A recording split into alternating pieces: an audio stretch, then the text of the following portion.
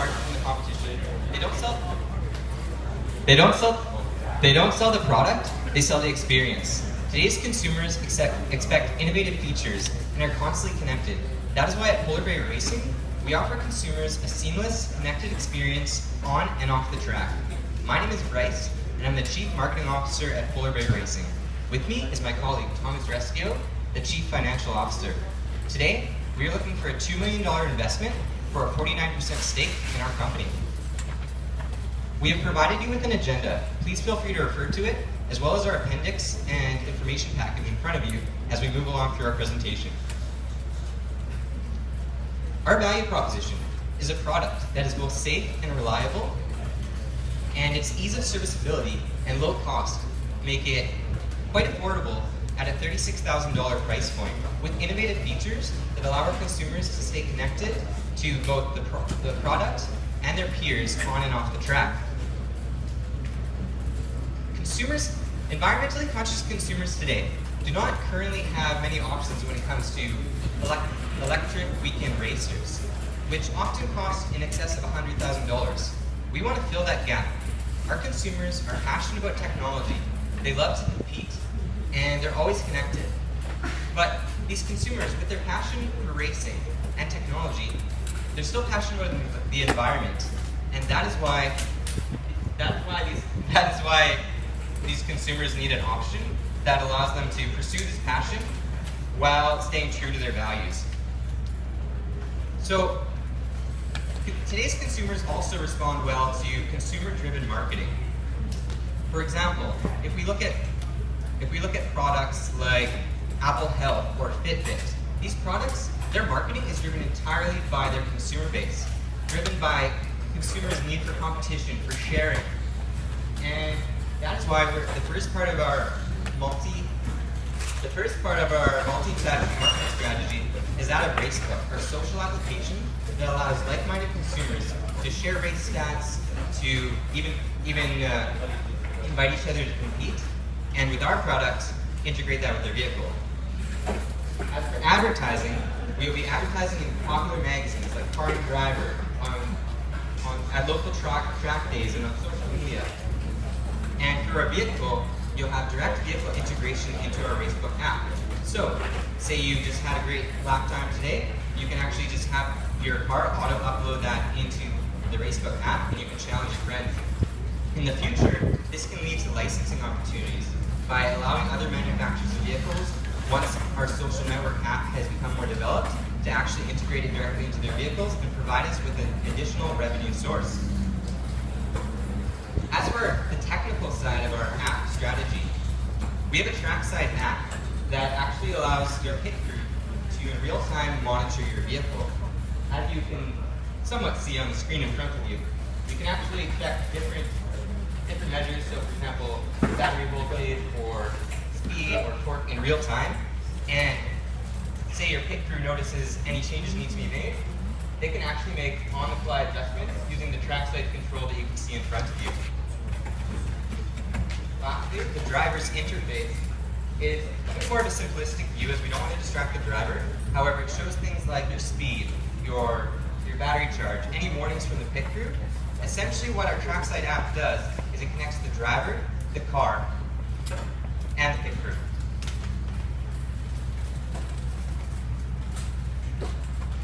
Another part of our vehicle that is a definite competitive advantage over our competition is the design of our accumulator.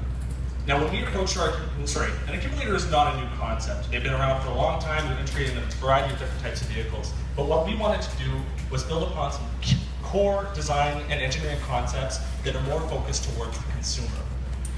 For example, with our accumulator, we only have 4 bolts that actually hold the accumulator in the car. It's also housed in a housing that is easily removable.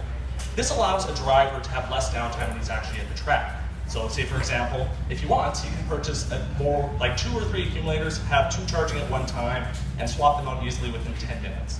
It also enables him, say for example, in periods of maintenance downtime, to swap them out fast. If one goes down, he can have another at the ready to simply swap in quite quickly. Now, what you're interested in as investors is the key financials of our opportunity. As Bryce mentioned, we are looking for an initial investment of $2 million today. Now, our team ran a detailed financial analysis, including several different scenarios and a sensitivity analysis, and arrived at a net present value with a realistic scenario of just shy of $1 million. We also ran a couple other key figures and found an internal rate of return in excess of 40%, which is absolutely unrivaled on the market today, with a payback period of just a little over 3 years. Above me, you'll also see our sales and profit projection. With a company of our type, we will have drastic seasonal cycles. Obviously, in the first and fourth quarter of the year, we expect to sell very few units of the vehicle. However, in the spring and summer quarters, we will experience a variation of up to $400,000 in sales. You'll also see that in all scenarios, we do generate a positive net profit over a 5-year projection period. As I mentioned earlier, we are also projecting a break-even point of 3.0 years, which is unrivaled on the market. Now, where's your money going to go today? So, up to $2 million, we are forecasting to spend approximately $1 million of that on manufacturing facilities. This will go towards tools, equipment, and everything necessary to ramp up to a full-scale production of 50 units by the start of next year. We will as Bryce mentioned earlier, we will be implementing our Racebook platform. We do plan to invest approximately $500,000 to further develop this platform and integrate fully with the iOS and Android applications and to reach our markets. An additional $100,000 will go towards prototypes to build up additional units, features, and really give a hands-on experience for our potential consumers and buyers. Also, we do want to spend $400,000 on additional marketing materials and really have a presence at these racing events such as today. Now, another key competitive advantage of our company is our supply chain. So we, Polar Bear Racing, decided to establish a production and distribution facility in Winnipeg, Manitoba, Canada. Now, this has several strategic implications, namely its centrality in the North American market. So if you can see our chart up here, or the map of North America, the inner circle is approximately an 8-hour drive from Winnipeg. The middle circle is approximately 12 hours, and the outer circle is approximately 16 hours. Now, with that sort of centrality, we can import parts from anywhere in North America within a 24-hour period. Additionally, we do have inexpensive sources of shipping that are both fast and reliable. Winnipeg also has some of the lowest cost of productions out of any city in North America, with extremely low utility rates. For example, electricity is approximately 6 cents per kilowatt hour, which is absolutely insane, actually, in the North American market. It is becoming an increasing technological hub. A lot of aerospace companies with specialties in light hybrid metals are establishing in the city, which provides numerous opportunities for horizontal integration and partnerships. Now, obviously, with a startup company such as this, our discussion would not be complete without a detailed risk analysis. Nowadays, you see a lot of companies like Tesla that are starting out. If you read the news, you'll see buzzwords that are characteristic of a bubble. So what we really want to be cautious of is our market valuation.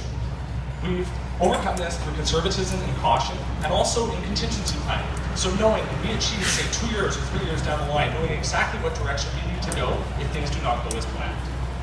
The second thing with a startup company that we really need to address is safety and quality. Everybody remembers the Tesla battery debacle. Well, something like that, and I'm being serious, can sink a company before it even starts. So we propose building a culture of safety and quality that is unrivaled in the market. Now, to summarize today, we presented you a tangible market opportunity that is best served by an innovative product line with superior features and connectivity. We've also presented you our Racebook platform that can both drive sales and increase brand loyalty. Our investment opportunity today to you as investors is both financially viable and offers competitive returns that are unrivaled in today's capital.